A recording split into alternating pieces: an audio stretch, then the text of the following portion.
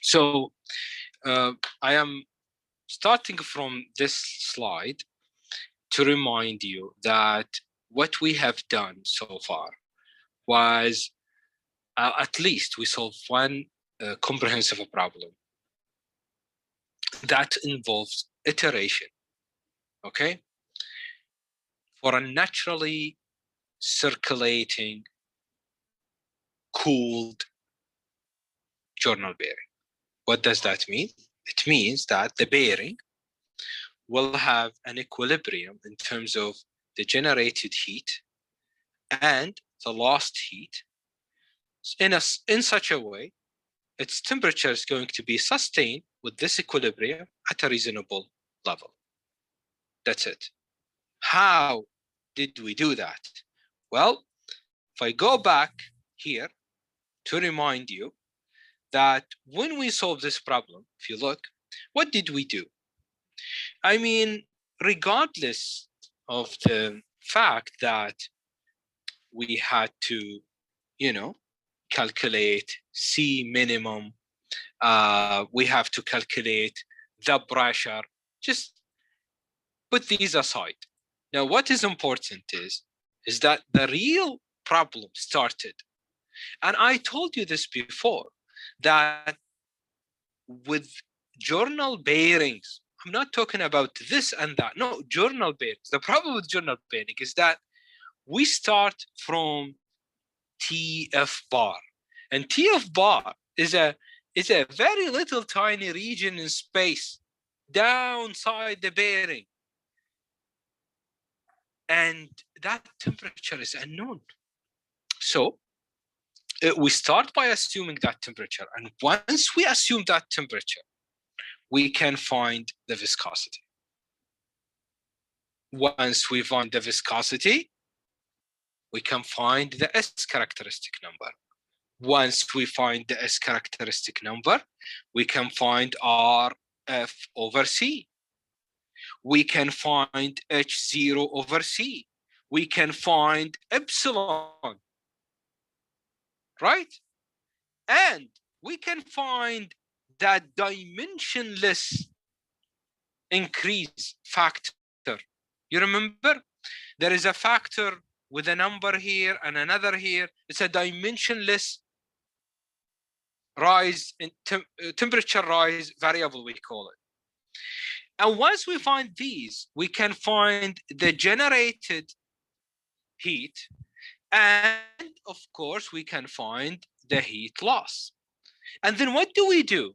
We get stuck trying to find the temperature that will make the heat loss and the heat generated equal, because that's what we claim. We claim that this bearing can equilibrate itself in a such that the heat generated is being dissipated outside, and then to maintain a certain temperature.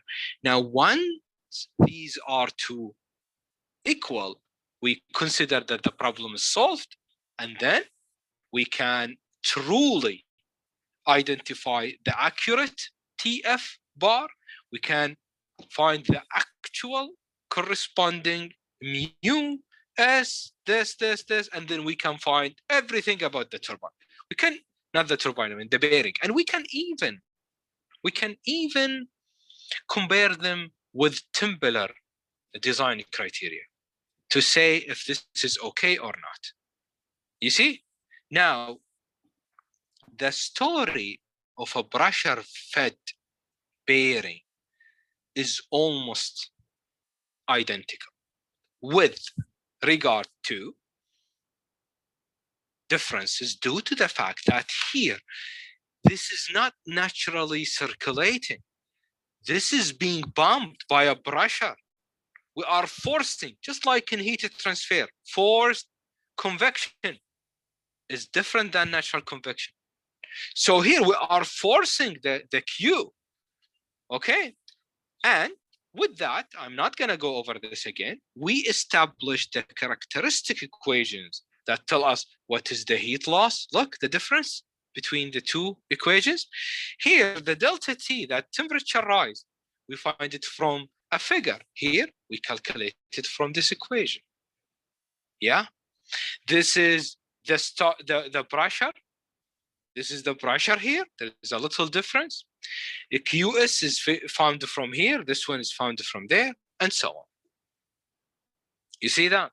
Now, with respect to solving the problem, okay, there are a little bit of details. So let's just go over this. I'm not gonna solve it with you numerically because we already have done that. I'm gonna just highlight the differences, and I will always refer to the other problem just for comparison. Now, this is a circumferential groove pressure fed bearing. So this is a keyword. خلاص. We know that we are on this side. We are not in this side. We are not on the other side. This is a pressure fed journal bearing, lubricated with SAE grade 20 oil, supplied with a gauge pressure of 30 psi. The journal diameter is given to us. The diameter of the bushing is given to us. And then we have been given L prime over D, which is 1/2. Not only this, we have been given the RPM in revolution per minute, which is equivalent to 50 revolution per second. And we have been given W. Remember these very well. We have been told that the sum where the oil is accumulated, okay, is maintained at 120 degrees Celsius, degrees Fahrenheit, as long as the necessary heat transfer does not exceed 800 BTU per hour. What do we want? Again, we want TF bar, we want H0, we want T max, we want P starting pressure or load. We want to compare them with temperature, and we want to find QS, we want to find H loss, and we want to find the torque due to friction. Yeah? It's exactly the same way. So what did we do? We said, okay, we know the diameter of the journal, and we divide it by 2 in order to find the radius of that journal. When we know L prime over D, and we know that this is 1/2, and since we know this diameter, we multiply it by the half, and we get L prime. L prime happened to be D/2, which is the same as the radius. So don't be surprised when you see, so is the same as the radius. So L prime R is actually like a radius square. So don't be surprised if you see this, because L prime is the same as the radius. Don't forget that to calculate C minimum, you have to subtract the minimum bushing side from the maximum journal diameter over 2. Okay, this is how you find C prime. This is what we did before. Now we went ahead and we found W, the pressure, I mean, which is equal to W divided by 4 R L prime. This is different than P, which is equals to W divided by 2 R L prime. This is for naturally convecting problem. This is for pressure fed. 2, there is a half, I mean. Now, as usual, if we know the pressure, we know the RPM, we know the pressure, we know R, we know C, we can find S as a function of the what? As a function of mu prime. Now, in here, to find the mu prime, the book showed you that if you go to this table, okay, and you check the grade, you will find the viscosity, and below the table there is an equation which I am giving you here in SI unit or US customary unit. This equation, by applying this mu0, T, and B, you should be able to find what is the viscosity. So we went ahead over here. Let me show you. We use this equation. All right. And when we use the equation, we were able to find the viscosity. Now, as you know, when we find the viscosity, so basically, all right, by, just to remind you about one thing, if I go to this, there is a temperature over here. This temperature is something that we don't know. So what did we do? We started by assuming that the first trial is to assume that the film temperature is equal to 170 degrees Fahrenheit. So once we did this, we go to the equation, we can find mu. Look, 170, we found the mu prime.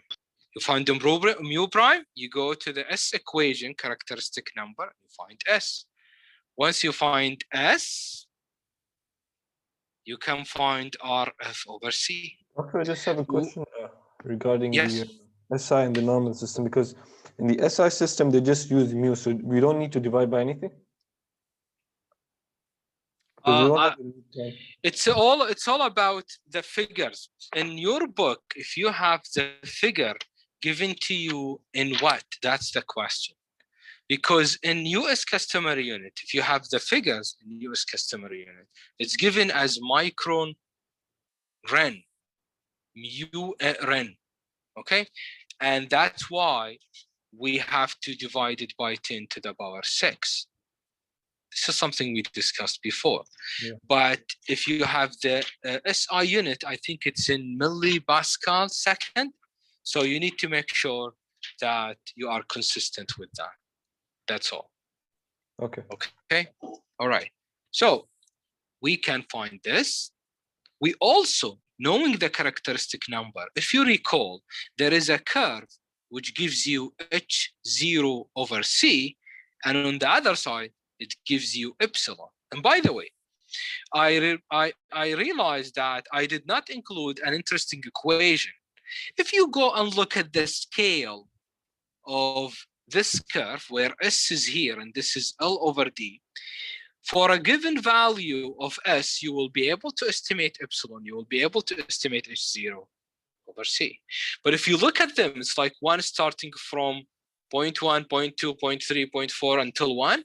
The other one starts from 1, 0.8, 0.6, 0.7, and so on, 0.4, 3, and 1. So it's like they are opposite to each other. So the relation between them, H0 over C is equal to what? 1 minus epsilon. And we will see that this equation will be used soon. So, but now you can find this from that curve. So this is FR over C, and then this is epsilon. Now, when we find epsilon FR over C, what should we do? Now, this is one important difference. If you go back to the other slide where I showed you the two equations, you will see that the temperature rise, if this is a naturally dissipated heat, we need a chart to find the temperature rise dimensionless parameter. But for a pressure fed, there is an equation in Fahrenheit that delta T, that delta TF is equal to, look at the equation. I have to copy it here from the screen. 0.0123 multiplied by FR over C multiplied by S multiplied by W squared. And then divided by what?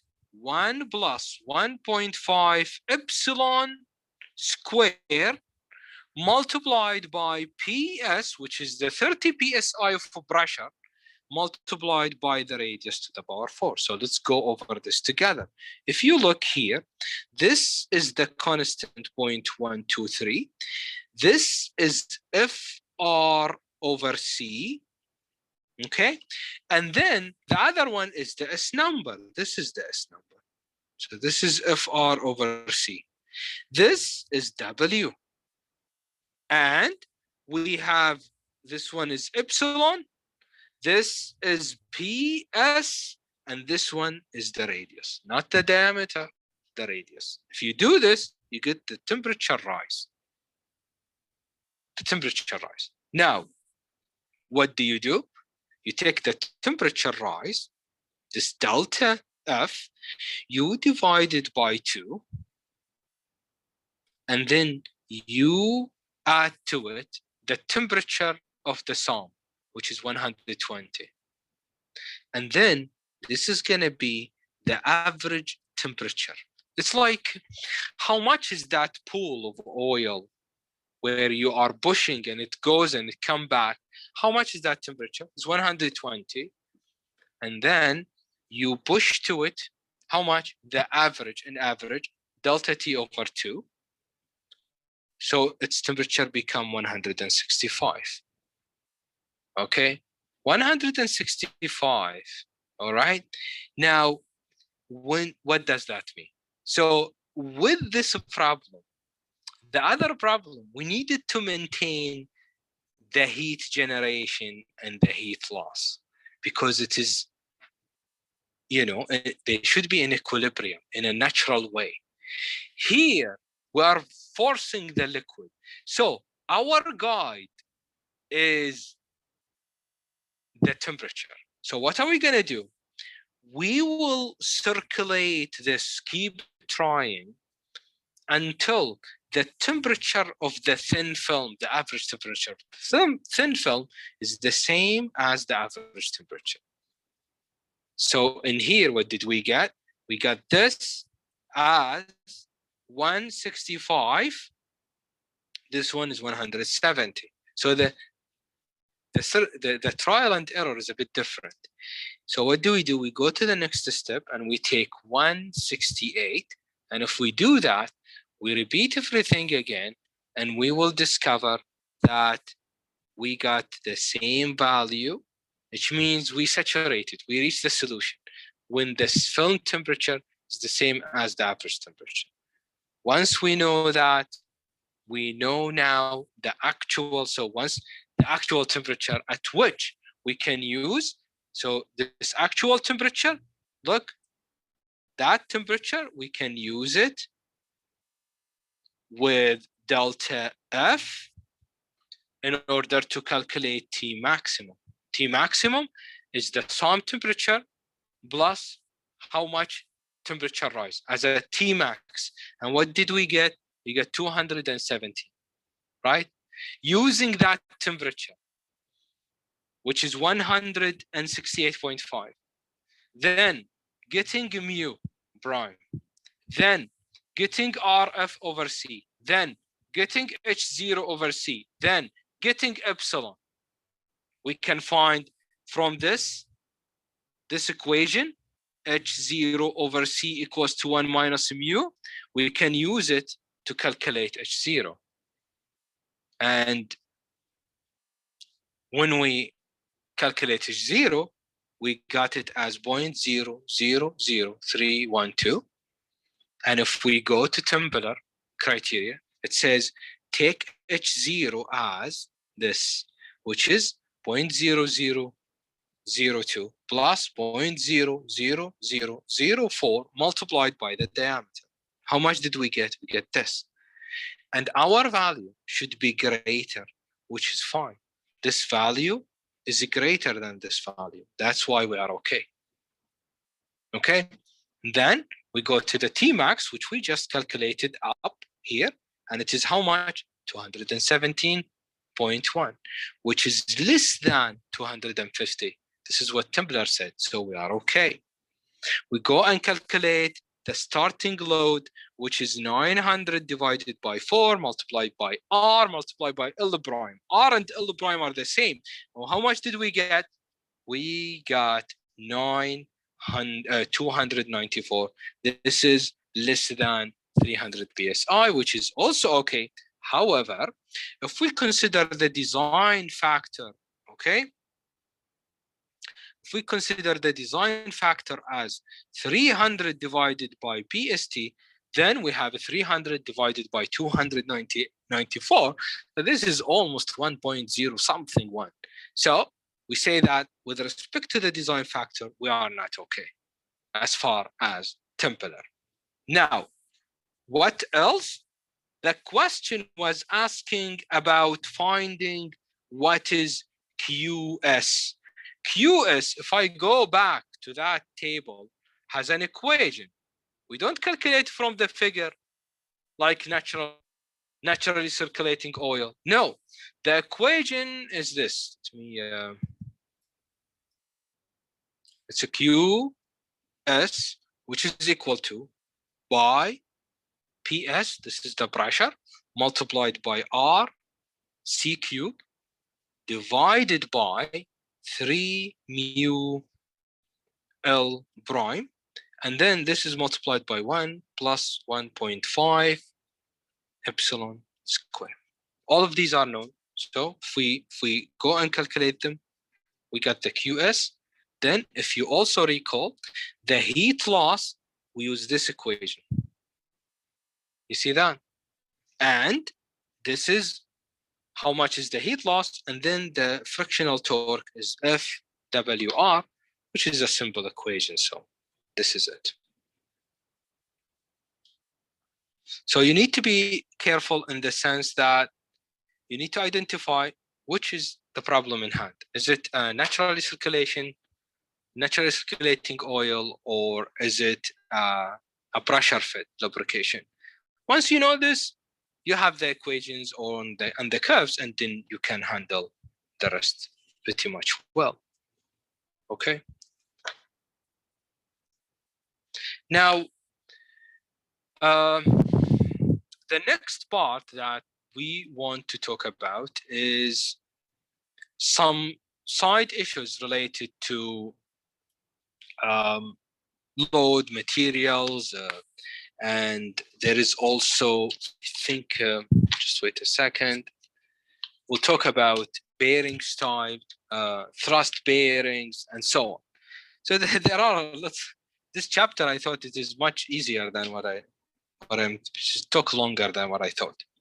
But what you should understand is that the diameter and length of the bearing, so this we're talking about the load and the material, okay, depend upon the unit load. So this table, for example, talking about load, shows you the unit load which is recommended for different applications.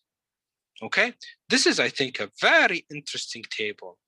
You know, that unit load, the pressure, is very, very useful information. It will make it easy for you to predetermine this, or at least start with a number, in order to struggle with other parameters. Remember, in the end of the day, you want to find S, right? And in S, you need to find the RPM, you need to find the mu, you need to find the pressure, and so on. So getting the pressure based on the application is a very useful information for design. With respect to the bearing material and, you know, kind of specification, some part of this slide has been already discussed before, but I have to go over it again because this is section 12.12. So the idea is this. If you will see that what we are up to here is more like a contradiction of requirement, which is not nice, but very interesting. Why? Because, for example, if you talk about how long is the bearing compared to its diameter, which is famously, you know, measured by this LD ratio, right? Very important ratio. Then we can say that if you have it long, okay, then the ratio will go high, of course, because L will be big compared to the diameter. If you keep increasing L compared to the diameter, the ratio will go up. And you will end up reducing the friction, the side flow of the oil, and therefore it is desirable for thin film lubrication or boundary value lubrication. But on the other hand, if you have forced fed or positive lubrication present, you're feeding it, LD ratio should be relatively small. Why? First of all, the shorter the bearing, okay, the result is that you have a greater flow of oil out, okay, which keeps the bearing cooler. Another thing, the current practice of LD being equal to unity,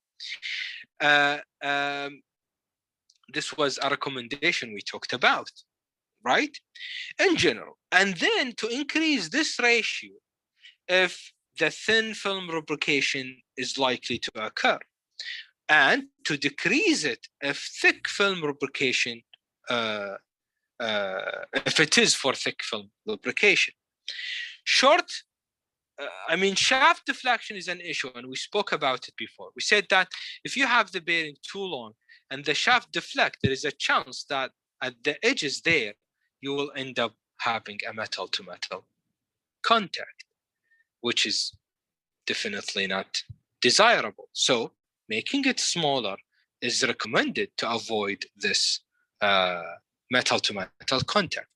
It is also recommended, if you recall, we said that the bushing has a beta angle. So it is recommended to use a partial bearing. This reduces the amount of friction and have more room for the oil to circulate, which is also good for the bearing and reducing the heat generation. There are two conflicting requirements, which is very upsetting. And as I said, sometimes these things become interesting, which are, you want the material to have, for the bearing, to have a satisfactory compressive and fatigue strength to resist external load and all kind of vibrations and other. And at the same time, you want it to be a soft, low melting temperature and low modulus of elasticity. How? Which one do you want? You want them both? The reason why we want it to be soft, low modulus, and low melting point, because these are always associated with material that is, if I'm going to put it between two quotation, softer, in the sense that if you have any irregularities in the journal, you would rather want them to be chipped off easily, going away, and then in the circulation, if you have filtering, then they will just go out. Better than having these sharp ends and because the material is so hard and keeps crashing everything all around and disturb the flow and the characteristics of the film, which will end up causing troubles for you. So also, at the same time, it's so crazy, right? At the same time, you want a wear resisting material. You want a material that when they slide over each other, they resist wear. Oh, how? How can we do this? And you want it to be also resistant to corrosion, and you want it to be cheap.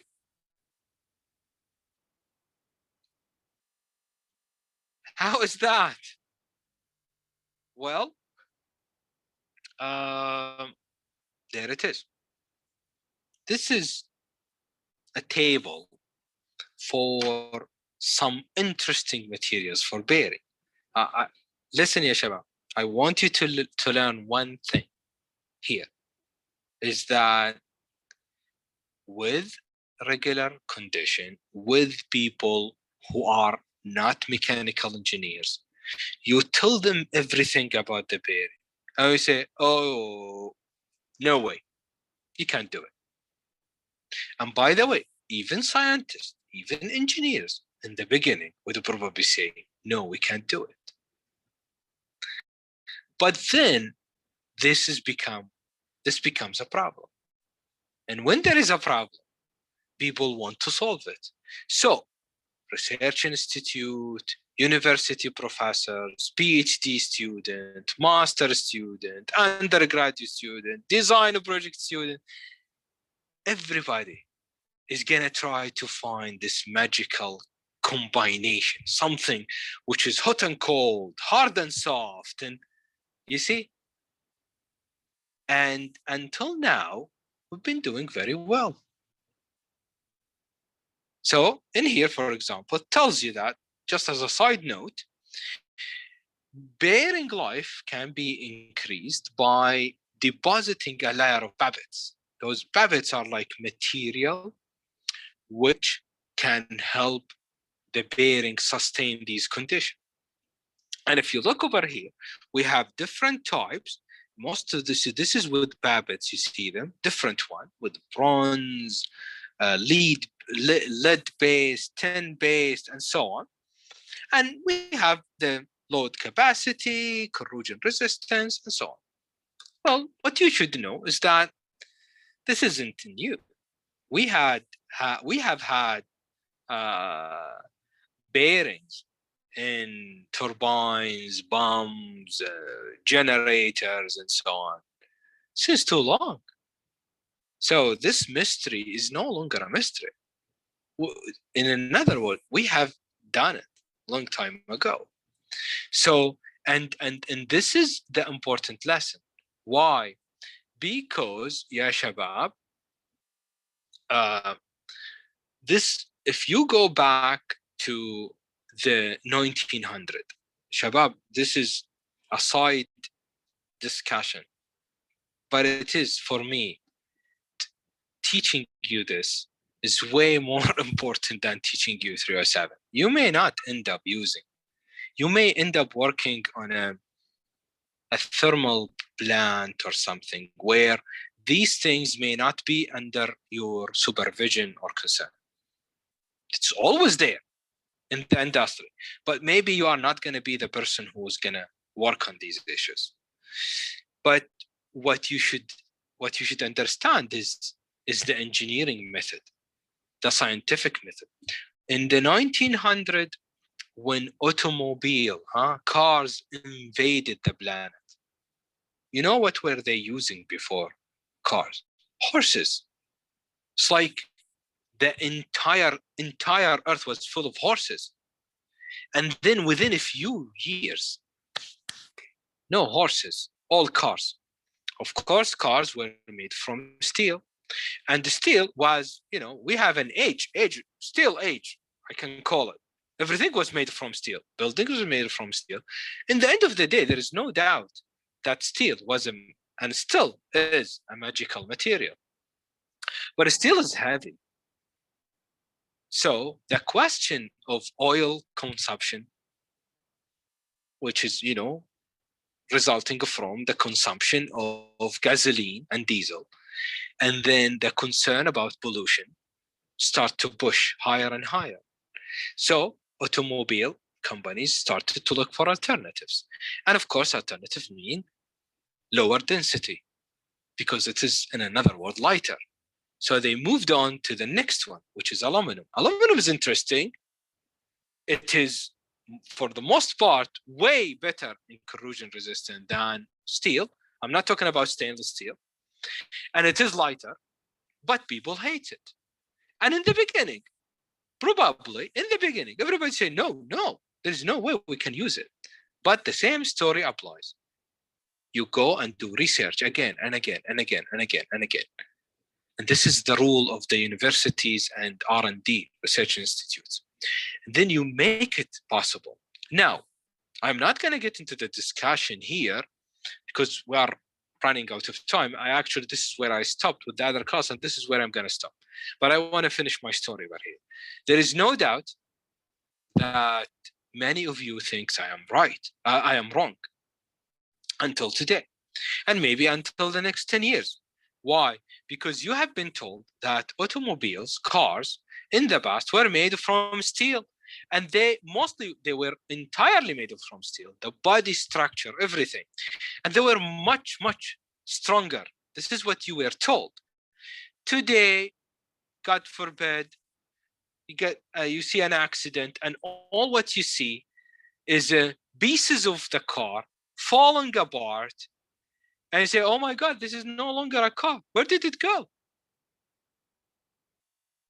And then you probably throw it in the junkyard.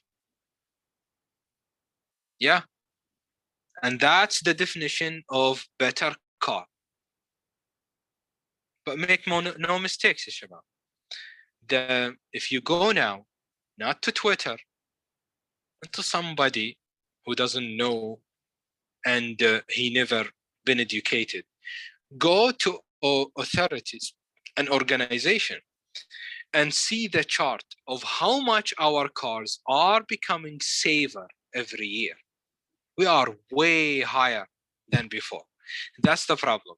You think safe means you have a piece of chunk of metal, then you drive it 180 kilometers per hour, and God forbid, again and again, you encounter an accident with another car driving as much as 180 like you, or even more or less.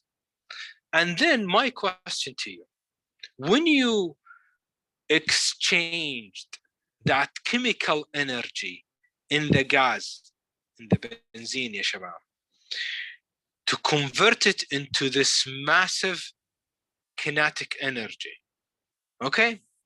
Go and stop and ask the car, if something happened gradually, I can drain that energy through friction by the tire, slowly. But if it happened suddenly, where can I take that energy? Can I just take that energy in a bag and throw it out of the car? No. Well, steel will try as much as possible to consume that energy and deform itself. That's why cars get damaged significantly. But unfortunately, if the energy is too much, steel cannot take more. What does that mean? Unfortunately, you will have to take the risk. You will have to take the risk. Now, if you think about steel as this magnificent material, which is very strong, and under that accident, it twists and turns and deforms, what do you think will happen to your body? Flesh, muscles, and little bones. So, in another word, this is the same mystery. You want a car and you want it to be safe, you want to drive it fast, and there is an exchange here. The trade-off between the old car and the energy is the junkyard. The car will take everything, and the car will deform, and then it will not shatter. Then they will take it to the shop and they will fix it. But unfortunately, there is a good chance that you will go to the junkyard. Now, a human junkyard is the cemetery. Today, you go and you see the cars. When there is an accident, you see that the car shattered in pieces. This is so beautiful. Why? Because as those pieces shatter, they dissipate too much energy with them. And then we save you. Now you go and accept having the car, which costs you 180,000, 150, whatever, or yourself. Which one you want? We can't give you both. We can't.